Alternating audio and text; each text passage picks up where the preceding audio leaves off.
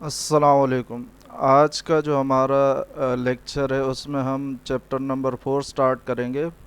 और chapter number 4 है हमारे पास turning effect of forces. Turning effect of forces का मतलब ये है कि भाई जो फोर्स हम किसी चीज़ पर अप्लाई कर दें और उसकी वजह से वो चीज़ अगर टर्न हो जाए, मुड़ जाए, तो इसको कहते हैं टर्निंग इफ़ेक्ट ऑफ फोर्सेस। सही है। तो इसको ज़रा शुरू करते हैं। इसमें सबसे पहले हमारे पास है ये कुछ क्वेश्चंस है, आप इनको ज़रा देखें। तो इसमें लिखा हुआ है कि भाई have you ever seen a driver changing wheel. क्या आपने कभी देखा है कि भाई एक ड्राइवर को व्हील चेंज करते वक्त how does he why does he use a long spanner. तो वो एक लॉन्ग स्पेनर क्यों इस्तेमाल करता है। सही है। ये एक लंबा रॉड इस्तेमाल करता है स्पेनर में। तो इसकी वजह क्या है, लंबा रॉड क्यों इस्तेमाल करता है, शॉर्ट रॉड क्यों नहीं इस्तेमाल करता। आप लोगों ने कभी देखा हो तो हमने देखा होता है कि भाई कभी कभी इसमें इसको और लंबा करने के लिए इसमें पाइप भी लगा दिया जाता है। तो ऐसा क्यों है। Sometimes he adds a piece of pipe to the spanner to increase the length. यही बात की जा रही है कि भाई कोई कभी कभी इसमें क्या किया जाता है कि भाई पाइप ऐड किया जाता है ताकि इसकी लेंथ इंक्रीज़ हो जाए। सही है। तो वो ऐसा क्यों करता है। उसके अलावा have you visited a circus. क्या आप कभी सर्कस गए हो जहाँ पर आपने कभी देखा हो कि भाई एक बंदा टाइट रोप पर वॉक कर रहा होता है और अपने साथ एक कैरी करता है, यानी उसके हाथ में एक लॉन्ग बीम होती है। इसकी मैं आपको डायग्राम दिखा देता हूँ।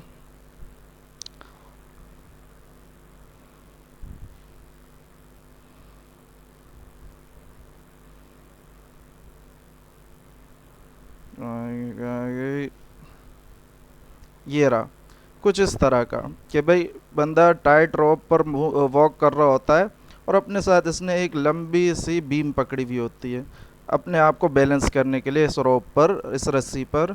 तो इस तरह से कैसे होता है। तो ये सवालात है कुछ जो कि आप इसके जवाबात आपको इस चैप्टर को पढ़ने के बाद आपको मिल जाएंगे। सही है।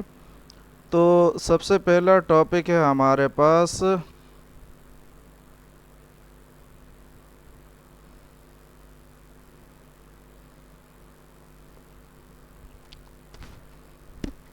सबसे पहला टॉपिक है हमारे पास फोर्सेस ऑन बॉडी। सही है। हमने फोर्स को देखा है कि भाई फोर्स क्या होता है।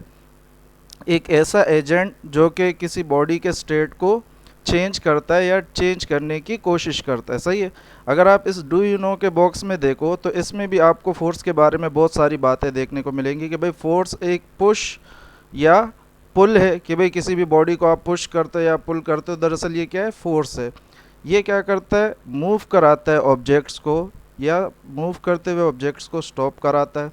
उसके अलावा ये ऑब्जेक्ट्स की शेप को भी चेंज कर सकता है। सही है। उसके अलावा हमने ये देखा है कि भाई फोर्स एक वेक्टर क्वांटिटी होती है, इसी वजह से इसके पास एक स्पेसिफिक डायरेक्शन होती है। सही है। हमने पढ़ा था कि भाई वेक्टर क्वांटिटीज़ कौन सी क्वांटिटीज़ होती है, ऐसी क्वांटिटीज़ जिनके पास डायरेक्शन हो। तो फोर्स एक वेक्टर क्वांटिटी है, इस वजह से इसके पास भी एक डायरेक्शन होती है। और इसका जो यूनिट होता है वो हमारे पास न्यूटन होता है। सही है। अब फोर्स के बारे में इतनी बातें जानने के बाद हमारे पास एक और टॉपिक आ जाता है, like and unlike parallel forces. सही है। तो लाइक पैरेलल फोर्सेस हमारे पास दरअसल वो फोर्सेस होती है जैसे कि अगर आप यहाँ पर इधर देखो तो ये कुछ लोग गाड़ी को धक्का मार रहे हैं।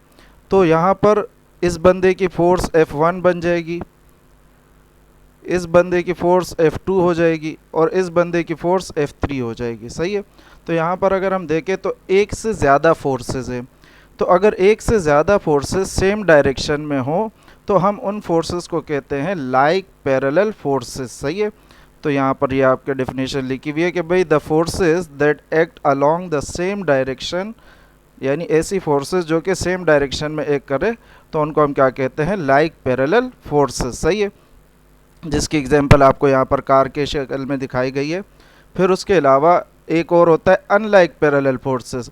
अनलाइक पैरेलल फोर्सेस यानी ऐसी फोर्सेस यानी दो से ज़्यादा फोर्सेस होंगी लेकिन उन फोर्सेस की डायरेक्शन आपस में ऑपोजिट होंगी।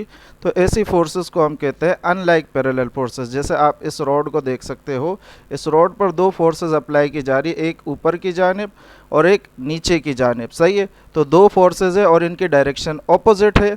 तो इस वजह से इनको हम क्या कहेंगे, अनलाइक पैरेलल फोर्सेस। उसके अलावा यहाँ पर आपको ये पंखा नज़र आ रहा है, ये जो पंखा है अपने इस रॉड के ज़रिए सीलिंग से लटका हुआ है। अब इस पंखे का जो वेट होगा, वेट एक फोर्स होती है जो कि बिल्कुल डाउनवर्ड एक्ट कर रहा होगा, सही है। पंखे का वेट एक फोर्स होगा जो कि डाउनवर्ड एक्ट कर रहा होगा। उसके मुखालिफ में हमने पढ़ा कि भाई न्यूटन का थर्ड लॉ बोलता है every action as an equal and opposite reaction. तो अगर वेट पंखे को नीचे खींच रहा है तो ये जो रॉड है इसमें पैदा होने वाली टेंशन जो है ये इस पंखे को ऊपर की तरफ खींचती है। तो अगर इन दो फोर्सेस को भी देखा जाए तो ये भी आपस में ऑपोजिट डायरेक्शन में है और इसी वजह से ये भी क्या बन जाएंगी, अनलाइक पैरेलल फोर्सेस बन जाएंगी। क्लियर है? अच्छा, उसके अलावा आ जाता है हमारे पास नेक्स्ट टॉपिक है addition of forces. Addition of forces हमारे पास ये कि भाई अगर हम फोर्स को ऐड करना चाहें तो किस तरह से ऐड कर सकते हैं कि भाई दो से ज़्यादा फोर्सेस अगर हो, मतलब एक से ज़्यादा फोर्स हो, दो हो, तीन हो, चार हो, तो उनको ऐड कैसे किया जा सकता है, सही है। तो इसकी एडिशन सिंपल एडिशन नहीं होती कि भाई 2 न्यूटन 5 न्यूटन 6 न्यूटन एंड सबको आपस में ऐड कर दिया, सही है, क्योंकि फोर्स एक वेक्टर क्वांटिटी होती है और वेक्टर क्वांटिटीज़ को सम करने के लिए वेक्टर अलजबरा का इस्तेमाल करना पड़ता है। हमारा नॉर्मल अलजबरा उसमें काम नहीं करता, यानी यहाँ पर 2 जमा 2 4 भी हो सकता है और जो 2 जमा 2 0 भी हो सकता है, सही है। तो इस तरह की कुछ कहानियाँ होती है इसमें। अच्छा, तो यहाँ पर अगर हम देखें तो फोर्स क्या है, एक वेक्टर क्वांटिटी है। अब वेक्टर क्वांटिटी होने की वजह से इसके पास दो चीज़ें हैं, एक इसका मैग्नीट्यूड और एक इसकी डायरेक्शन, सही है। मैग्नीट्यूड इस फोर्स का क्या बताता है, साइज़ बताता है कि भाई फोर्स की साइज़ कितनी है, फोर्स की साइज़ छोटी है, फोर्स की साइज़ बड़ी है, सही है। अगर हम इस फोर्स को डायग्राम के थ्रू रिप्रेजेंट करना चाहें तो हम इसको एक लाइन सेगमेंट से शो कर सकते हैं। लाइन सेगमेंट कहते हैं कि भाई इस तरह की एक स्ट्रेट लाइन बनाकर, इसको लाइन सेगमेंट कहा जाता है। इस स्ट्रेट लाइन बनाकर आप क्या कर सकते हो, फोर्स को शो कर सकते हो, सही है, डायग्राम के थ्रू। और इसके ऊपर आप एक एरो हेड बनाओगे एक साइड पर जो कि इस फोर्स की डायरेक्शन को शो करेगा। तो लेट सपोज अगर मैंने यहाँ पर एरो हेड लगा दिया तो इसका मतलब क्या है कि भाई ये जिस फोर्स को भी रिप्रेजेंट कर रही है ये लाइन, उस फोर्स की डायरेक्शन इस जानिब है, सही है। तो उसके बाद क्या आ जाता है हमारे पास कि भाई ये जो लेंथ होती है लाइन सेगमेंट की, लेकिन यहाँ से लेकर यहाँ तक इसकी क्या है, ये लेंथ है। ये जो लेंथ होती है लाइन सेगमेंट की, ये दरअसल हमारे पास फोर्स के मैग्नीट्यूड को रिप्रेजेंट करेगी, फोर्स के मैग्नीट्यूड को रिप्रेजेंट करेगी। और ये जो एरो हेड है ये हमारे पास फोर्स की डायरेक्शन को रिप्रेजेंट करेगा, सही है। अच्छा, उसके बाद ये जो लेंथ ऑफ लाइन सेगमेंट है वो मैग्नीट्यूड को रिप्रेजेंट करेगा फोर्स के एक सूटेबल स्केल के ऊपर। अब ये सूटेबल स्केल क्या है ये मैं आपको भी समझा देता हूँ कि भाई हम होता क्या है कि भाई लेट सपोज हमारे पास फोर्स जो है, फोर्स का यूनिट न्यूटन होता है। मान लो आपको दे दी गई है force 15 Newton along x axis, along x axis, सही है। अब आपके स्केल में जो मतलब अगर आप लाइन ड्रॉ करते हो तो लाइन की लेंथ आप न्यूटन में नहीं लेते, आप लाइन की लेंथ सेंटीमीटर, मीटर, इन चीज़ों में लेते हो, सही है। तो आप करोगे क्या कि भाई इस 15 न्यूटन को पहले सेंटीमीटर में बदलोगे कैसे, ये आप अपनी मर्ज़ी से कर सकते हो, इसके लिए कोई हार्ड एंड फास्ट रूल नहीं है। आप ये कर लो भाई, मान लो let 5 newton equals to 1 centimetre. तो उसके बाद आपको पता चल जाएगा भाई 15 न्यूटन किसके बराबर आएगा, 15 न्यूटन हमारे पास 3 सेंटीमीटर के बराबर आ जाएगा। तो इसका मतलब क्या हुआ कि भाई अगर मुझे 15 न्यूटन का वेक्टर बनाना है तो मुझे दरअसल कितनी सेंटीमीटर की लाइन ड्रॉ करनी पड़ेगी, 3 सेंटीमीटर की। तो हम स्केल लेंगे अपना, इस तरह से 3 सेंटीमीटर की लाइन ड्रॉ कर देंगे। और चूंकि यहाँ पर बोला गया कि भाई एक्स एक्सिस में है तो एक्स एक्सिस की डायरेक्शन कुछ इस तरह से होती है, सही है। तो ये हमारे पास 15 न्यूटन का एक वेक्टर बन गया और इसको हमने ये जो सेंटीमीटर में कन्वर्ट किया ना, इसी को कहते हैं सूटेबल स्केल, सही है। अच्छा, जब भी हमारे पास एक से ज़्यादा फोर्सेस एक ऑब्जेक्ट पे एक्ट करती हैं तो हमें उनको क्या करना पड़ता है, ऐड करना पड़ता है। किस लिए, ताकि हमें एक रिजल्टेंट फोर्स हासिल हो सके।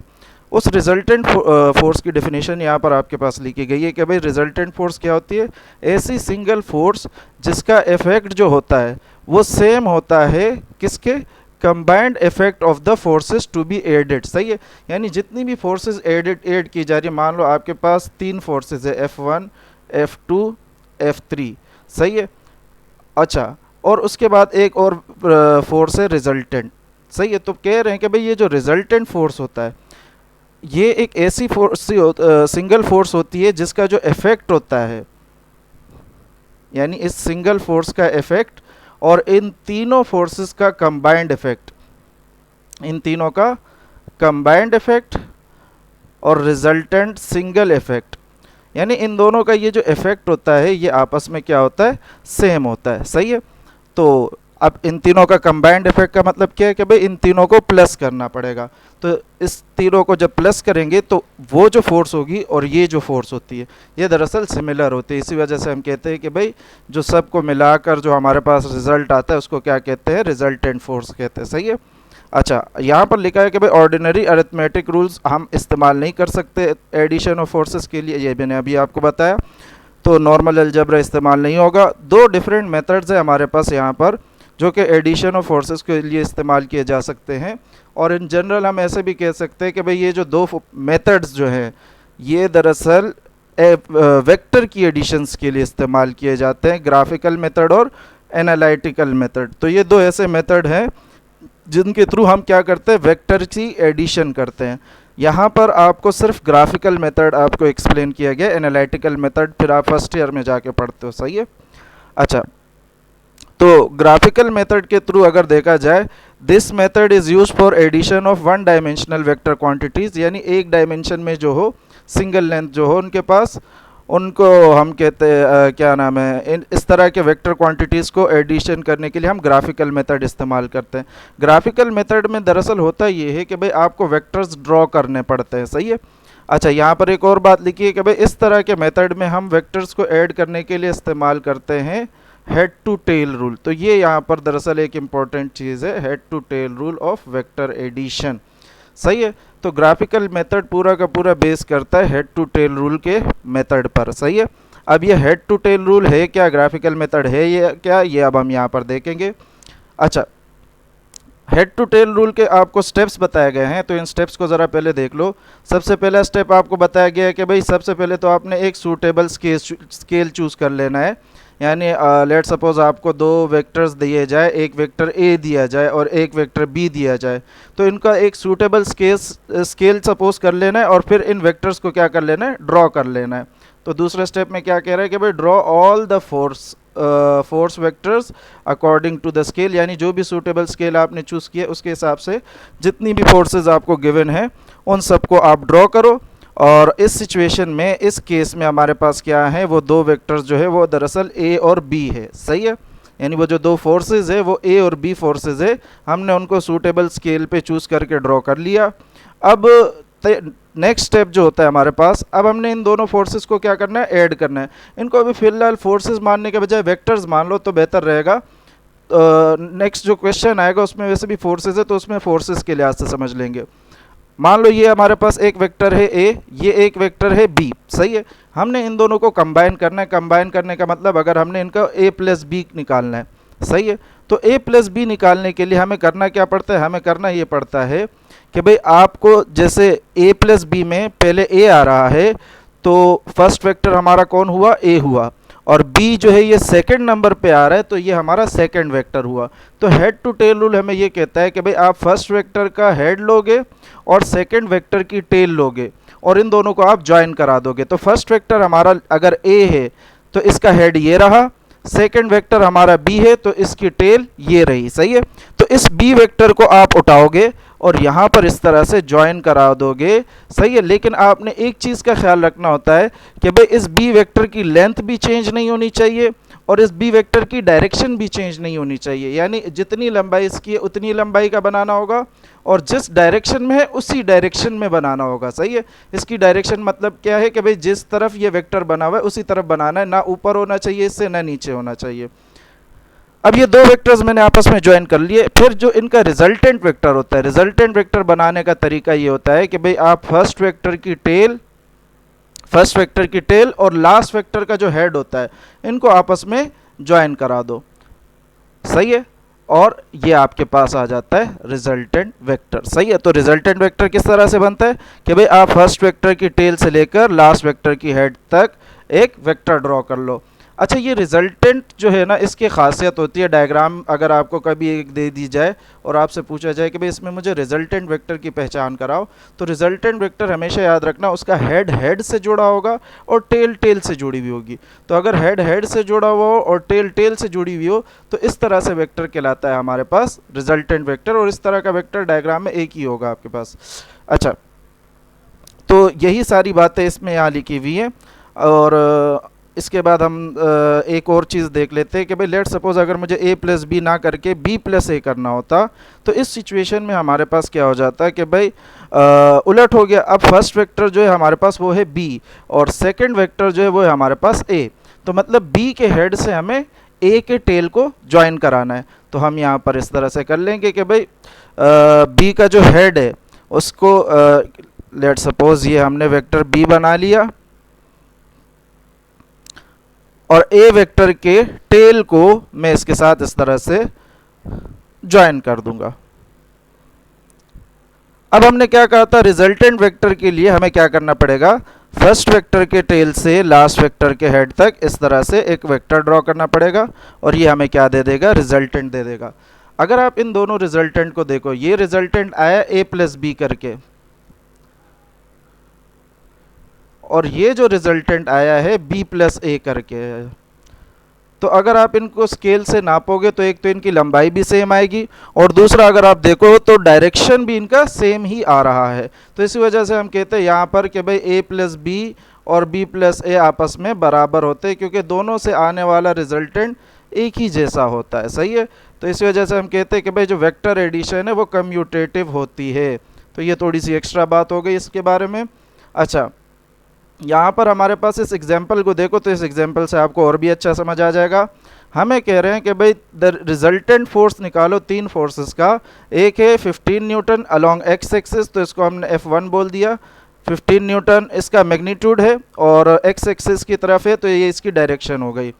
10 Newton making an angle of 30 degree with x axis, तो एक दूसरी फोर्स है 10 न्यूटन की जो कि 30 डिग्री एंगल बना रही है एक्स एक्सिस के साथ। और तीसरी फोर्स है हमारे पास 10 न्यूटन जो कि अलोंग वाई एक्सिस है, मतलब तीसरी फोर्स का मैग्नीट्यूड 10 न्यूटन है और उसकी डायरेक्शन किस तरफ है, वाई एक्सिस की तरफ है। सही है। तो सबसे पहला स्टेप हमारा क्या होगा कि भाई चूज सूटेबल स्केल। सबसे पहला स्टेप हमारा क्या है, choose suitable scale. Suitable scale का मतलब क्या है कि भाई एक तो हम इसको सेंटीमीटर में कन्वर्ट करेंगे। तो सेंटीमीटर में कन्वर्ट करने के लिए अगर हम यहाँ पर इसको आसानी से करना चाहें, जैसे यहाँ बुक में तो माना गया 2 न्यूटन इक्वल टू 1 सेंटीमीटर, तो मैं कहूँगा आपको और आसान करने के लिए 5 न्यूटन इक्वल टू 1 सेंटीमीटर मान लो। तो ये होगा कि भाई पॉइंट का झंझट नहीं आएगा इसमें फिर। तो यहाँ से F1 आपका हो जाएगा तकरीबन 3 सेंटीमीटर, F2 आपका हो जाएगा 2 सेंटीमीटर और F3 भी आपका हो जाएगा 2 सेंटीमीटर। सही है। अच्छा, अब 2 सेंटीमीटर, 3 सेंटीमीटर और 2 सेंटीमीटर की लाइन तो आप ड्रॉ कर ही लोगे स्केल से। ड्रॉ किस तरह से करनी है वो मैं आपको बता देता हूँ। आपने इस तरह से एक एक्स एक्सिस ड्रॉ करना है, इस तरह से एक वाई एक्सिस ड्रॉ करना है और आपने तीनों वेक्टर्स को ड्रॉ करना है। अब यहाँ पर आप देखो तो F1 जो है, F1 बिल्कुल किसके अलोंग है, एक्स एक्सिस के अलोंग है। सही है, यानी उसकी डायरेक्शन एक्स एक्सिस में। तो आपने एक्स एक्सिस में इस तरह से एक लाइन बनानी है 2 सेंटीमीटर की, सॉरी 3 सेंटीमीटर की, क्योंकि F1 हमारे पास 3 सेंटीमीटर है। इसी तरह से फिर आपको जो दूसरा वेक्टर बनाना है F2, उसको आप डी स्केल की मदद से यहाँ पर एक्स एक्सिस के साथ 30 डिग्री के एंगल मेजर करोगे और F2 बनाओगे आप कितना सेंटीमीटर, 2 सेंटीमीटर। सही है। उसके बाद आप F3 बनाओगे along Y axis. Y axis का मतलब ये है कि भाई बिल्कुल स्ट्रेट ऊपर की जानिब आपने बनाना है। तो ये आपके पास क्या हो जाएगा, तीसरा वेक्टर F3 और इसकी भी लेंथ कितनी होगी, 2 सेंटीमीटर। सही है। अब आप इन तीनों को हेड टू टेल रूल की मदद से ऐड करोगे। हेड टू टेल रूल की मदद से जब आप ऐड करोगे तो सबसे पहले आपने करना क्या, आप जब निकालोगे कि भाई F1 plus F2 plus F3, तो इससे आपके पास क्या आएगा, रिजल्टेंट वेक्टर आएगा। सही है। तो F1 plus F2 plus F3 आप इस तरह से करोगे कि भाई फर्स्ट वेक्टर है तो मैंने क्या है, फर्स्ट वेक्टर की हेड से सेकंड वेक्टर के टेल को ज्वाइन करना पड़ेगा। तो सबसे पहले हमने फर्स्ट वेक्टर को यहाँ पर बनाया F1 जो कि बिल्कुल एक्स एक्सिस पर था और एक्स एक्सिस पर ही है। सेकंड वेक्टर जो कि एक्स एक्सिस के साथ 30 डिग्री एंगल है जिसका, उसको हम फर्स्ट वेक्टर के हेड से ज्वाइन करा देंगे। तो ये हमने सेकेंड वेक्टर जिसका 30 डिग्री एंगल है एक्स एक्सिस के साथ, उसको हमने फर्स्ट वेक्टर के हेड से ज्वाइन करा दिया उसके टेल को। फिर उसके बाद थर्ड वेक्टर जो है उसको ज्वाइन कराने के लिए हम क्या करेंगे कि भाई थर्ड वेक्टर की टेल को सेकंड वेक्टर के हेड से ज्वाइन करा देंगे, और बिल्कुल उसी थर्ड वेक्टर की डायरेक्शन में ही, क्योंकि थर्ड वेक्टर हमारा ऊपर की जानिब था, वाई एक्सिस में था, तो वाई एक्सिस में ही है अभी भी। तो ये तीनों वेक्टर्स हमारे पास ज्वाइन हो गए। इसी तरह से अगर कोई और वेक्टर होता तो उसको हम इसके हेड से उसका टेल ज्वाइन करा देते, पांचवा वेक्टर होता तो उसके हेड से इसका टेल ज्वाइन करा देते। तो इस तरह से कितनी भी फोर्सेस हो सकते हैं आपके पास, बस आपने उसको इस तरह से ज्वाइन कराते रहना है, इसी ऑर्डर में जिस ऑर्डर में आपने लिखा है। तो जब सारे वेक्टर्स ज्वाइन हो जाए तो फिर आपने करना क्या है, फर्स्ट वेक्टर के टेल से लास्ट वेक्टर के हेड तक इस तरह से एक लाइन ड्रॉ कर लेनी है। जब आप लाइन ड्रॉ करोगे तो उस लाइन की जो मेजरमेंट है, यानी उस लाइन की जो लेंथ है, वो आपको रिजल्टेंट फोर्स का मैग्नीट्यूड बताएगी, और उसकी जो डायरेक्शन है वो आपको रिजल्टेंट फोर्स की डायरेक्शन बताएगी। कहने का मकसद ये है कि भाई आप उस फोर्स का एक्स एक्सिस के देख लेना, डी के थ्रू, डी स्केल जो होता है आपके पास, उसके थ्रू देख लेना कि एंगल कितना है, तो वो आपके पास डायरेक्शन आ जाएगी कि भाई इतना डिग्री विद एक्स एक्सिस है, और जो इसकी लंबाई है वो आपको बता देगा फोर्स का मैग्नीट्यूड। सही है। तो ये सारी चीज़ें करेक्ट तभी आएंगी जब आपने ये लाइंस की मेजरमेंट और इन लाइंस की डायरेक्शन बिल्कुल सही तरीके से मेजर की हो, तो उसी सूरत में आपके पास इस रिजल्टेंट का मैग्नीट्यूड और डायरेक्शन करेक्ट आएगा। क्लियर है। तो मतलब इस लाइन की लंबाई को सिर्फ नाप के आप पता कर सकते हो कि ये जो रिजल्टेंट है वो कितना है। सही है। अच्छा, उसके बाद नेक्स्ट ये हमारे पास ग्राफिकल मेथड हो गया, जिसको हम हेड टू टेल रूल भी कहते हैं। नेक्स्ट है हमारे पास ट्रिग्नोमेट्रिक रेशोज़। ट्रिग्नोमेट्रिक रेशोज़ देखो भाई आसान सी रेशोज़ है। जब भी आपके पास एक राइट एंगल ट्रायंगल हो, राइट एंगल ट्रायंगल इस तरह का ट्रायंगल होता है जिसमें एक एंगल हमारे पास हमेशा 90 डिग्री रहता है। 90 डिग्री मीन्स इस तरह से एल शेप होगा। आपको पता होगा कि भाई ट्रायंगल में 3 एंगल्स होते हैं, तो अगर उन तीनों में से एक 90 डिग्री है तो ये ऐसा ट्रायंगल हमारे पास कहलाता है राइट एंगल ट्रायंगल। अब इस राइट एंगल ट्रायंगल की 3 साइड्स है, एक ये साइड है, एक ये साइड है और एक ये साइड है। सही है। इन 3 साइड्स को नाम दिया जाता है। 90 डिग्री के सामने वाली साइड जो होती है ये कहलाती है हाइपोटेन्यूज। सही है। और इन दोनों साइड्स को एंगल के हिसाब से नाम दिया जाता है कि भाई अगर आप एंगल ये वाला कंसिडर कर रहे हो, यानी थीटा ये कंसिडर कर रहे हो, तो ये थीटा के सामने वाली साइड परपेंडिकुलर और थीटा के सामने वाली साथ वाली साइड बेस। लेकिन अगर आप थीटा ये कंसिडर कर रहे हो इसके बजाय, जैसे कि इस डायग्राम में है, तो थीटा के सामने वाली साइड परपेंडिकुलर और थीटा के साथ वाली साइड बेस। अब इन तीनों साइड्स की कुछ लेंथ होती होगी, तो इन लेंथ्स का हम करते क्या, रेशो निकालते हैं। रेशो मतलब डिवाइड करते हैं इनको। सही है। तो जैसे कि आपने यहाँ देखा होगा कि भाई ये साइन थीटा किसके बराबर है, कि भाई आप परपेंडिकुलर को बेस से डिवाइड करा दो, तो ये जो रेशो है इसको हमने क्या नाम दिया, साइन थीटा। इसी तरह से जो बेस और हाइपोटेन्यूज का रेशो है, ये रेशो किसके बराबर आता है, कॉस थीटा के बराबर आता है। और परपेंडिकुलर अपॉन बेस जो है, यानी ये और ये लेंथ का रेशो जो है, ये हमें आपके ऊपर क्या देता है, टेन थीटा। इनको आपने याद करना होगा। अच्छा, ये ए बी बी सी, ये जो है पॉइंट से पॉइंट तक लेंथ बताई गई है, तो ये ए से बी, बी से सी और ए से सी ये लेंथ। इन रेशोज़ को आपने याद करना पड़ेगा। हमने कुछ इस तरह से याद किया था कि भाई एक निमोनिक है, some people have curly brown hair turn permanent black। सही है।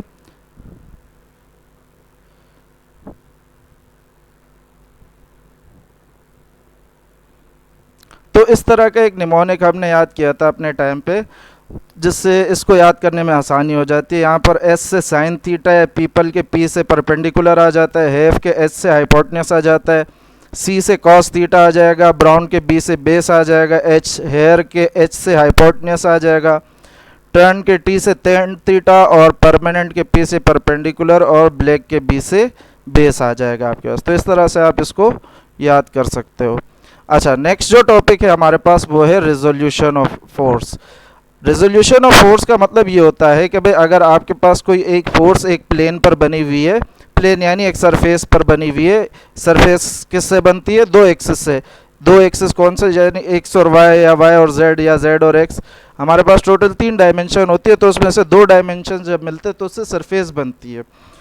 तो एक सरफेस पे अगर आपके पास कोई फोर्स है, लेट सपोज ये आपके पास एक फोर्स है एफ, तो इस फोर्स को इसके परपेंडिकुलर कंपोनेंट्स में तोड़ना, परपेंडिकुलर को थोड़ा सा अभी साइड पर रखते हैं, इस फोर्स को इसके कंपोनेंट्स में तोड़ना। कंपोनेंट्स किसको कहते हैं? हिस्सों को, सही है। यानी ये फोर्स को मैं 2 फोर्सेस के थ्रू रिप्रेजेंट कर सकता हूँ, एक x और एक को मैं y नाम दे देता हूँ, सही है। कहने का मकसद क्या है कि भाई इस एक ही फोर्स को जब मैं 2 फोर्सेस में तोड़ता हूँ तो इस प्रोसेस को हम कहते हैं रेजोल्यूशन ऑफ फोर्सेस, सही है। अब वो जो 2 फोर्सेस जिसमें आप इसको तोड़ते हो, वो दोनों फोर्सेस आपस में म्यूचुअली परपेंडिकुलर होती हैं। म्यूचुअली परपेंडिकुलर होने का मतलब ये है कि भाई उन दोनों का आपस में 90 डिग्री एंगल मौजूद होता है, सही है। तो इसका तरीका ये होता है कि भाई आपने ये बनाया एक Cartesian coordinate system. Cartesian coordinate system x axis और वाई एक्सिस के सिस्टम को कहते हैं कि भाई आपने ये एक एक्स एक्सिस और एक वाई एक्सिस ड्रॉ कर लिया, ये आपने फोर्स ड्रॉ कर ली, सही है। अब ये फोर्स जहाँ पर एंड हो रही होती है उस पॉइंट से लेकर आप एक लाइन ड्रॉ करोगे, कहाँ पर? एक्स एक्सिस पर। लेकिन वो लाइन इस तरह की होनी चाहिए कि भाई वो एक्स एक्सिस के साथ बिल्कुल क्या हो? परपेंडिकुलर हो, सही है। मैं दोबारा दोहरा देता हूं कि भाई आप जो ये फोर्स बनाते हो जिसको आप कंपोनेंट्स में तोड़ोगे, सही है, तो उसका जो एंड पॉइंट है, इस फोर्स का एंड पॉइंट, वहां से आपने एक स्ट्रेट लाइन ड्रॉ करनी है, कहाँ? किसके ऊपर? एक्स एक्सिस के ऊपर, सही है। आप इसको ऐसे कह सकते हो कि भाई यहां से आप एक स्ट्रेट लाइन गिराओगे, किसके ऊपर? एक्स एक्सिस के ऊपर। लेकिन ये जो स्ट्रेट लाइन आप गिराओगे ये एक्स एक्सिस के साथ बिल्कुल कैसा होना चाहिए? परपेंडिकुलर होना चाहिए, सही है। तो इसको आप यहां देख सकते हो, जैसे कि यहां पर एक ओ ए एक वेक्टर है, इस वेक्टर को मैं फोर्स कह देता हूं। तो इस फोर्स के 2 कंपोनेंट्स बनाने के लिए मुझे क्या करना पड़ेगा? ए से लेकर एक स्ट्रेट लाइन ड्रॉ करनी पड़ेगी, और वो स्ट्रेट लाइन जो है एक्स एक्सिस के साथ किस तरह से हो? परपेंडिकुलर हो, सही है। तो एक वेक्टर हमारे पास ये आ जाता है और एक वेक्टर हमारे पास ये आ जाता है, सही है। यहाँ पर 2 लाइंस आ गई हमारे पास, एक ये लाइन आ जाएगी और एक ये ऊपर की तरफ वाली लाइन। तो ये वाई एक्सिस में जो लाइन है इसको हम कहते हैं एफ वाई, और एक्स एक्सिस में जो लाइन होती है इसको हम कहते हैं एफ एक्स, सही है। तो अगर आप यहाँ पर देखो एफ एक्स और एफ वाई ये दोनों ही आपस में परपेंडिकुलर हैं। आपस में क्या है? परपेंडिकुलर। परपेंडिकुलर का मतलब आपस में 90 डिग्री का एंगल है, सही है। इसी चीज़ को मैं एक और तरह से भी समझाता हूं, तो उसको आप देखो, मिट क्यों नहीं रहा, चलो नीचे बना लेते हैं। मान लो इसको मैं ज़रा इस तरह से समझा दूं, शायद उसमें आपको और आसानी से समझ आ जाए।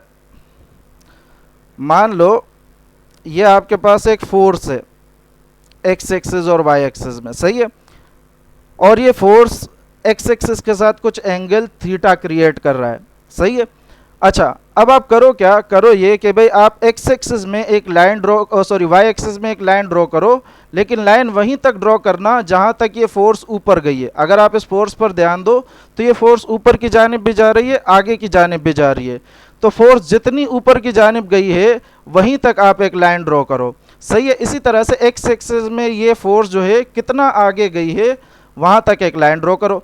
कहने का मकसद क्या है कि भाई ये फोर्स एक्स एक्सिस में कितना आगे गई है? यहाँ तक आगे गई है, तो ये इसका क्या हो जाएगा? एफ एक्स हो जाएगा। और ये फोर्स वाई एक्सिस में कितना ऊपर गई है? तो भाई यहाँ तक ऊपर गई है, तो ये कंपोनेंट इसका क्या हो जाएगा? एफ वाई हो जाएगा। फिर ये जो एफ वाई वेक्टर है इसको आप उठा के यहाँ पर इस तरह से ले आओ, क्योंकि आप वेक्टर को आगे पीछे कर सकते हो, लेकिन बस एक चीज़ का ख्याल रखना होता है कि लेंथ और डायरेक्शन चेंज ना हो। तो इसको जब आप यहाँ पर लाकर जोड़ दोगे तो यहाँ से आपको नज़र आ रहा होगा कि भाई ये जो एफ वाई हमने यहाँ पर जोड़ा उसने यहाँ पर एक ट्रायंगल क्रिएट कर दिया, सही है। और ये एफ वाई और एफ एक्स अभी भी आप देख सकते हो आपस में कैसे हैं? म्यूचुअली परपेंडिकुलर है, और अभी भी आपस में म्यूचुअली परपेंडिकुलर है, सही है। अब अगर आप यहाँ पर हेड टू टेल रूल को अप्लाई करो तो हेड टू टेल रूल से हमें यहाँ पर ये पता चल रहा है कि भाई यहाँ पर एफ एक्स का हेड एफ वाई के टेल से जुड़ा हुआ है, सही है। तो मतलब एफ एक्स को प्लस कराया गया है एफ वाई के साथ। और अगर मैं आपको बोलूँ इस डायग्राम में मुझे रिजल्टेंट ढूंढ के दो, तो मैंने आपको रिजल्टेंट की पहचान बताई है कि भाई जहाँ हेड से हेड जुड़ा हुआ हो और टेल से टेल जुड़ी हुई हो, तो ऐसा वेक्टर हमारे पास क्या होता है, रिजल्टेंट। तो यानी इन दोनों को प्लस करके हमारे पास क्या आएगा, एफ आएगा। सही है। तो ये हमारे पास दरअसल रिजोल्यूशन ऑफ वेक्टर्स या रिजोल्यूशन ऑफ फोर्सेस इसी को कहते हैं। सही है। तो a force may be split into components usually perpendicular to each other, कि भाई फोर्स को कंपोनेंट्स में तोड़ा जा सकता है और वो कंपोनेंट्स आपस में कैसे होंगे, परपेंडिकुलर होंगे।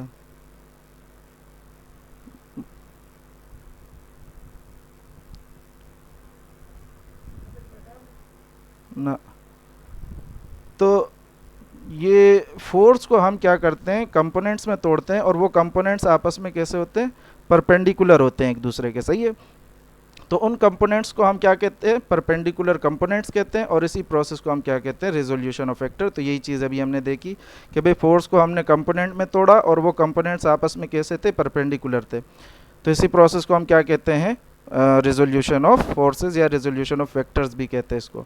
तो the process of splitting of vector into mutually perpendicular components is called resolution of vectors. वही बात है, म्यूचुअली परपेंडिकुलर का मतलब आपस में परपेंडिकुलर होना। अच्छा, figure 4.6 shows a force F exert represented by a line segment O A. ये 4.6 फिगर में आपको ये जो ओ ए लाइन दिखाई गई है, इसको ये किससे रिप्रेजेंट की गई है, एफ फोर्स से रिप्रेजेंट की गई है। सही है। यानी ये एफ फोर्स है जिसको रिप्रेजेंट किया गया है ओ ए लाइन से, और ये कुछ एंगल बना रहा है एक्स एक्सिस के साथ। तो आप यहाँ देख सकते हो कि भाई ये जो एक्स एक्सिस है इसके साथ ये जो ओ ए लाइन सेगमेंट है ये क्या बना रहा है, एंगल बना रहा है। उस एंगल को क्या नाम दिया गया, थीटा। आपको क्या कह रहे हैं कि भाई एक परपेंडिकुलर ड्रॉ करो ए से लेकर बी तक, जो कि एक्स एक्सिस किसके ऊपर, एक्स एक्सिस के ऊपर। सही है। कहाँ से, ए से। यानी एक परपेंडिकुलर लाइन ड्रॉ करो ए बी, कहाँ से, ए से ड्रॉ करनी है, किसके ऊपर ड्रॉ करनी है, एक्स एक्सिस के ऊपर ड्रॉ करनी है। सही है।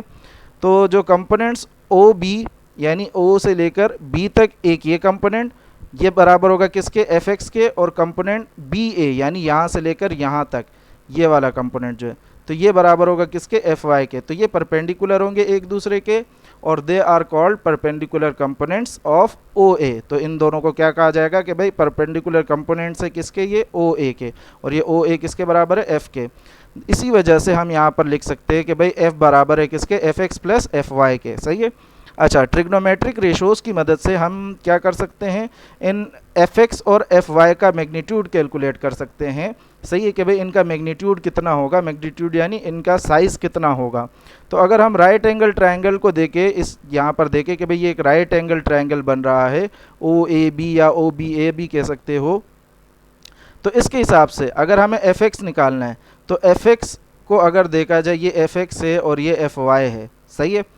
थीटा के सामने वाली साइड परपेंडिकुलर होती है, तो इस वजह से हमारे पास ये जो एफ वाई है ये क्या बन जाएगा, परपेंडिकुलर बन जाएगा। और थीटा के साथ वाली साइड जो होती है ये बेस होती है, इसी वजह से एफ एक्स हमारे पास क्या बन जाएगा, बेस बन जाएगा। 90 के सामने वाली साइड हाइपोटेन्यूस होती है। सही है। तो एफ जो है ये हमारे पास क्या बन जाएगा, हाइपोटेन्यूस बन जाएगा। तो अगर हम देखें, अगर हमें एफ एक्स कैलकुलेट करना है, तो एफ एक्स किसके ऊपर मौजूद है, बेस के ऊपर। और हमने यहाँ पर ट्रिग्नोमेट्रिक रेशोज़ में देखा कि भाई जहाँ पर बेस है वो कौन सा रेशो है, कॉस थीटा। सही है। तो हमारे पास यहाँ पर राइट एंगल ट्रायंगल में कॉस थीटा का रेशो यहाँ पर आपको नज़र आ रहा है कि भाई कॉस थीटा किसके बराबर होता है, बेस अपॉन हाइपोटेन्यूस। सही है। अच्छा, यही क्यों इस्तेमाल किया हमने, ये दूसरा क्यों नहीं इस्तेमाल किया, क्योंकि बेस तो इसमें भी मौजूद है। तो याद रहे कि भाई हम एक वेक्टर से उसके कंपोनेंट्स का मैग्नीट्यूड निकाल रहे हैं, तो आपके पास जो फॉर्मूला है उसमें कम से कम वेक्टर शामिल होना चाहिए, जो हमारा रिजल्टेंट वेक्टर। तो रिजल्टेंट वेक्टर इसी दो में मौजूद है, तो यही दो लगेंगे, ये नहीं लगेगा क्योंकि इसमें रिजल्टेंट वेक्टर की वैल्यू नहीं है। अच्छा, तो कॉस थीटा बराबर होता है बेस अपॉन हाइपोटेन्यूस के। तो यहाँ से देखा जाए बेस किसके बराबर है, ओ बी, और ओ बी बराबर है किसके, एफ एक्स के। तो बेस की जगह आ जाएगा हमारे पास एफ एक्स, और हाइपोटेन्यूस किसके बराबर है, एफ के बराबर है। तो यहाँ से आ जाएगा एफ की जगह हाइपोटेन्यूस। ये एफ यहाँ डिवाइड हो रहा है तो कॉस थीटा के साथ मल्टीप्लाई हो जाएगा, जिससे बन जाएगा F X equals to F cos theta. Clear है। तो ये हमारे पास एक्स एक्सिस के कंपोनेंट को मेजर करने के लिए फॉर्मूला आ गया कि भाई अगर हमें एक्स एक्सिस का मैग्नीट्यूड निकालना है एक्स एक्सिस के कंपोनेंट का, तो उसको हम कैसे निकाल सकते हैं, एफ कॉस थीटा करके। और एफ क्या है हमारे पास, जो रिजल्टेंट वेक्टर जिसको हमने कंपोनेंट्स में तोड़ा है। सही है। अच्छा, उसके अलावा अगर हमें एफ वाई कैलकुलेट करना है तो एफ वाई के लिए आप लगाओगे साइन थीटा। सही है, क्योंकि एफ वाई परपेंडिकुलर पर मौजूद है और परपेंडिकुलर के लिए जो रेशो लगता है वो हमारे पास है साइन थीटा। सही है, तो इस चीज़ को आप याद कर लो हमेशा कि भाई बेस के लिए जो रेशो लगेगा वो कॉस थीटा लगेगा, साइन परपेंडिकुलर के लिए जो रेशो इस्तेमाल होगा वो साइन थीटा इस्तेमाल होगा। सही है। अच्छा, परपेंडिकुलर पे क्या है हमारे पास, एफ वाई है, और हाइपोटेन्यूस पे हमारे पास एफ है। एफ यहाँ डिवाइड हो रहा है, वहाँ जाके क्या हो जाएगा, मल्टीप्लाई। तो यहाँ से हमारे पास आ जाएगा F Y equals to F sine theta. सही है, तो ये आ गया हमारे पास वाई कंपोनेंट को के मैग्नीट्यूड को मेजर करने का फॉर्मूला। सही है, तो अगर एक फोर्स गिवन हो या एक वेक्टर गिवन हो तो उससे उसके कंपोनेंट्स का मैग्नीट्यूड पता किया जा सकता है। सही है, मान लो आपको एक ये फोर्स दे दी गई है, कितने भी न्यूटन की, मान लो 30 न्यूटन की दे दी गई है। सही है, तो अब जब आप इसको दो हिस्सों में तोड़ोगे और वो दो हिस्से ऐसे होने चाहिए कि भाई जो मिलके 30 न्यूटन बने, तो उस दो हिस्सों के मैग्नीट्यूड के लिए आपको ये फार्मूलाज इस्तेमाल करने पड़ेंगे कि भाई एक्स एक्सिस का जो हिस्सा होगा वो कितना होगा, वाई एक्सिस का जो हिस्सा होगा वो कितना होगा, तब जाके ये दोनों मिलके क्या बनेंगे, 30 बनेंगे। तो एक्स एक्सिस का हिस्सा आपको यहाँ से मिलेगा, वाई एक्सिस का हिस्सा आपको यहाँ से मिलेगा। सही है। अच्छा, ये कुछ रेशोज़ लिखे हुए हैं कि भाई साइन 0 डिग्री पर 0 होता है, 30 पर 0.5 होता है, 45 पर 0.7 होता है। तो इन वैल्यूज़ को याद कर लेना आप। सही है।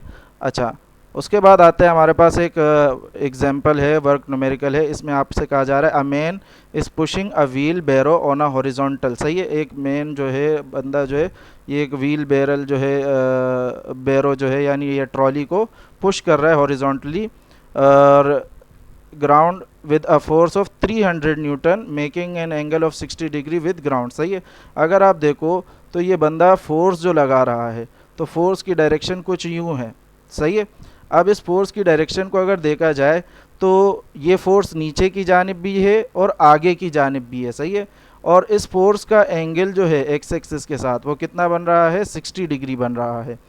तो और ये फोर्स का जो मैग्नीट्यूड है वो 300 न्यूटन दिया गया है। अब आपसे क्या कह रहे हैं कि भाई एक फोर्स दे दी गई है जो कि एक्स एक्सिस और वाई एक्सिस यानी एक्स वाई प्लेन में है। अगर आप देखा जाए तो एक्स एक्सिस के साथ 60 डिग्री है, तो मतलब ना ही पूरा एक्स एक्सिस के ऊपर है ना ही पूरा वाई एक्सिस के ऊपर है। सही है, ये फोर्स एक्स और वाई के बीच में है, तो इसको हम कहते हैं कि भाई एक्स वाई प्लेन में है। अब जब एक्स वाई प्लेन में है तो इस फोर्स के दो कंपोनेंट्स बनेंगे, एक कंपोनेंट एक्स एक्सिस में होगा और एक कंपोनेंट वाई एक्सिस में होगा। और वो दो कंपोनेंट हमें क्या बताएंगे कि भाई एक्स कंपोनेंट दरअसल इस ट्रॉली को क्या कहाँ मूव करवा रहा होगा, आगे की तरफ मूव करवा रहा होगा, और ये जो इसका वाई कंपोनेंट है ये दरअसल ट्रॉली को किस तरफ मूव करवा रहा है, नीचे की तरफ। सही है, ताकि ये ट्रॉली ज़मीन के साथ चिपकी रहे। अच्छा, तो हमने क्या निकालना है, हॉरिजॉन्टल और वर्टिकल कंपोनेंट निकालना है। तो हॉरिजॉन्टल कंपोनेंट हमें पता है भाई एक्स एक्सिस यानी इस तरह का जो होता है, इस तरह की स्ट्रेट लाइन, एक्स एक्सिस की लाइन को हॉरिजॉन्टल कहा जाता है, वाई एक्सिस की लाइन को वर्टिकल कहा जाता है। तो हॉरिजॉन्टल कंपोनेंट हमारे पास एफ एक्स होगा, वर्टिकल कंपोनेंट हमारे पास एफ वाई होगा। हमें पता है भाई एफ एक्स को मालूम करने के लिए फार्मूला है एफ कॉस थीटा। सही है, तो यहाँ से हमारे पास आ जाएगा भाई एफ तो हमें गिवन है, एफ यानी फोर्स हमें गिवन है जो कि कितनी है, 300 न्यूटन, और उसके अलावा एंगल भी हमें गिवन है 60 डिग्री। सही है, उसके अलावा हमसे एफ एक्स पूछा गया है और एफ वाई पूछा गया है। सही है, एफ एक्स यानी हॉरिजॉन्टल कंपोनेंट, एफ वाई यानी वर्टिकल कंपोनेंट। तो यहाँ से आ जाएगा F X equals to 300 into cos 60। सही है, अब cos 60 की वैल्यू आप यहाँ से देख सकते हो कि भाई cos 60 की वैल्यू आपके पास है 0.5। तो cos 60 की वैल्यू जब 0.5 है तो इसका मतलब ये हो जाएगा कि भाई 300 इंटू 0.5 ये बन जाएगा आपके पास 150 न्यूटन। कितना बन जाएगा, 150 न्यूटन बन जाएगा। अच्छा, उसके अलावा हम अगर एफ वाई निकालना चाहें तो एफ वाई के लिए फार्मूला है एफ साइन थीटा। तो एफ साइन थीटा जब हम लिखेंगे तो यहाँ से आ जाएगा हमारे पास F Y equal to 300 into sine theta. Theta है हमारे पास 60 डिग्री, तो साइन 60 हमारे पास देखते हैं किसके बराबर है, साइन 60 हमारे पास बराबर है 0.86 के। सही है, तो साइन 60 हमारे पास बराबर है 0.86 के। तो यहाँ से आ जाएगा हमारे पास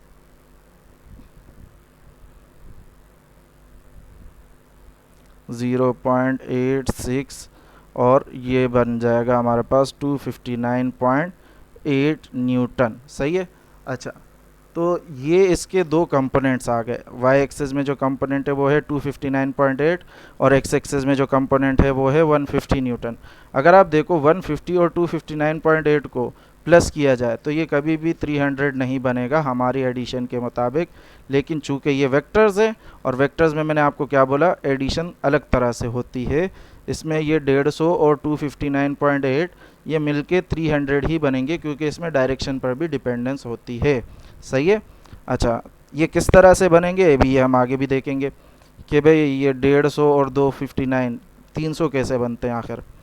तो यहाँ पर अगर आप देखो determination of force from its perpendicular component, अब यहाँ पर कहानी बिल्कुल उलट कर दी गई है। रिजोल्यूशन ऑफ वेक्टर में आपको बोला था, रिजोल्यूशन ऑफ फोर्सेस में आपको बोला गया था कि भाई आपको एक फोर्स गिवन है, आपने उसके परपेंडिकुलर कंपोनेंट्स निकालने हैं। यहाँ पर आपको बोला गया कि भाई आपको परपेंडिकुलर कंपोनेंट्स गिवन है, लेकिन आपने उससे क्या निकालनी है, फोर्स निकालनी है। सही है। तो कहानी उलट हो गई है। यहाँ पर ये क्या है, this is opposite of process of resolution, यानी उसमें हमने क्या किया था, एक फोर्स को दो कंपोनेंट्स में तोड़ा था। यहाँ दो कंपोनेंट्स मिले, उसको जोड़कर एक फोर्स बनानी है। सही है। तो ये रिजोल्यूशन का बिल्कुल क्या हो गया, ऑपोजिट हो गया। If the perpendicular components of a force are known, then the process of determining the force itself from the perpendicular component is called composition. सही है। तो इस प्रोसेस को हम क्या कहेंगे, कंपोजिशन कहेंगे। कब, जब दो परपेंडिकुलर कंपोनेंट हमें मौजूद हो, हमारे को गिवन हो, और हम उससे क्या निकालें, एक फोर्स निकालें उनको मिलाकर, तो इस प्रोसेस को क्या कहते हैं, कंपोजिशन, यानी जोड़ रहे हैं दरअसल एक हिसाब से। तो अगर आप यहाँ पर देखो, आपको एक कंपोनेंट गिवन है एफ एक्स, सही है, और एक कंपोनेंट गिवन है एफ वाई। तो अगर आपको रिजल्टेंट एफ निकालना है तो हेड टू टेल रूल की मदद से आप निकाल सकते हो कि भाई इस एफ एक्स को एफ वाई से हेड टू टेल रूल की मदद से आप ज्वाइन कर दोगे, जो कि पहले से ज्वाइन हुआ हुआ है, और फिर फर्स्ट वेक्टर के हेड से लास्ट वेक्टर की टेल तक एक वेक्टर ज्वाइन करा दोगे, ड्रॉ कर दोगे, जो कि हमारे पास इसका रिजल्टेंट फोर्स कहलाएगा। सही है। तो suppose F X F Y are perpendicular components of the force F are represented by line segment O P and P R with arrow head respectively. सही है। तो ये वही बात की गई है कि भाई अगर हम एफ एक्स और एफ वाई को परपेंडिकुलर कंपोनेंट्स मान ले एफ के, तो इनको से ओ पी और पी आर इन लाइन सेगमेंट से शो किया गया है। अगर अप्लाई किया जाए हेड टू टेल रूल, तो ओ पी और ओ आर ये दोनों प्लस होके हमें क्या लाइन देंगे, ओ से लेकर आर तक की लाइन, और यही ओ से लेकर आर तक की लाइन जो है ये हमारे पास रिजल्टेंट फोर्स होगा, जो कि किससे बना है, एक्स कंपोनेंट और वाई कंपोनेंट से बना है, एफ एक्स और एफ वाई से। सही है। तो इस वजह से हम इसको इस तरह से भी लिख सकते हैं कि भाई ओ आर की जगह लिख दिया एफ, और ओ पी बराबर है एफ एक्स के, और ओ पी आर बराबर है एफ वाई के। अच्छा, अगर हम यहाँ पर देखें, ये एक राइट एंगल ट्राइंगल है, और अगर हमें एफ़ का मैग्नीट्यूड कैलकुलेट करना है, तो एफ़ जो है वो दरअसल हाइपोटेन्यूस पर मौजूद है। सही है। एफ़ किस पर मौजूद है, हाइपोटेन्यूस पर। तो इस तरह की कंडीशन के लिए हम मैथ में इस्तेमाल करते हैं कि भाई एक राइट एंगल ट्राइंगल गिवन हो और परपेंडिकुलर और बेस से हाइपोटेन्यूस निकालना हो, तो उसके लिए हम पाइथागोरियन थ्योरम इस्तेमाल करते हैं।